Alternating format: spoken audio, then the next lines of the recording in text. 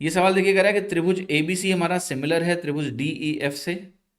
Perimeter triangle ABC और triangle DEF के 40 और 30 सेंटीमीटर हैं। आपको बताना है बीसी प्लस सी ए और ईएफ प्लस एफ डी का रेशियो क्या होने वाला है। ठीक है, तो इसका आंसर होगा 4:3। और मैंने इतना जल्दी इसका उत्तर लगाया है, इसको मैं समझाता हूं कैसे आप भी सोच सकते हैं। सबसे पहले देखना है, देखें हमें कि एक ट्रायंगल ए बी सी दिया है, एक ट्रायंगल मुझे डी ई एफ दिया है। ठीक, मैं यहां पर लिख रहा हूं A B C D E F. अब इनके पेरीमीटर्स का रेशियो मुझे दिया है 40 और 30। देखिए, जब भी दो ट्रायंगल सिमिलर होते हैं तो कहानी कैसे होती है। कहानी कुछ इस प्रकार से होती है कि अगर आपने लेट से इसकी भुजा में रैंडमली कुछ लिख रहा हूं, जैसे इसको एक्स लिख रहा हूं, इसको वाई लिख रहा हूं, इसको जेड लिख रहा हूं, तो अगर ट्रायंगल सिमिलर होगा तो ये के एक्स होगा, ये के वाई होगा, ये के जेड होगा। ये इसलिए होगा, तभी सिमिलरिटी होल्ड होगी, किन्हीं भी दो करस्पॉन्डिंग साइड्स का रेशियो सेम होगा। अब सवाल ने कहा कि पेरीमीटर्स का रेशियो 40 और 30 है, यानी आप कह रहे हो कि x plus y plus z upon k into x plus y plus z, यही तो हुआ पेरीमीटर्स। ये 4:3 बना 40/30, x plus y plus z cut गया। आप कह रहे हो के की वैल्यू 1/k की वैल्यू 4/3 के बराबर है, यही बोल रहे हो।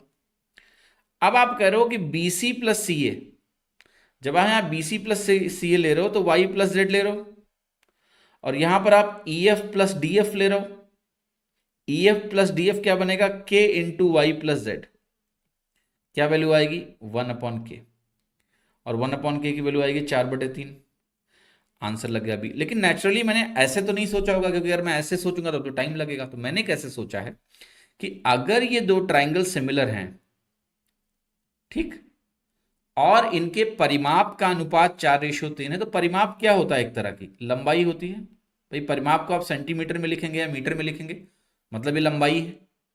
तो दोनों के परिमाप का अनुपात जैसे ही मैंने देखा 4/3 है, तो मुझे यह पता लग गया कि इनकी करस्पॉन्डिंग लेंथ का रेशियो 4/3 है। कोई भी करस्पॉन्डिंग लेंथ का रेशियो 4/3 ही होगा।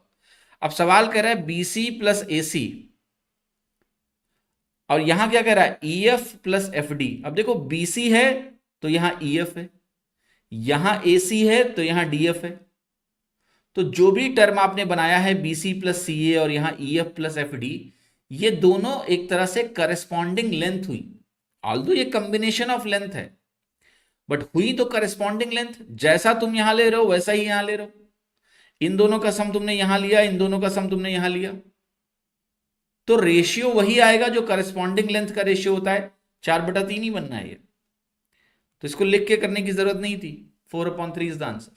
ठीक है, आई होप कि आपको ये चीज क्लियरली समझ में आई होगी।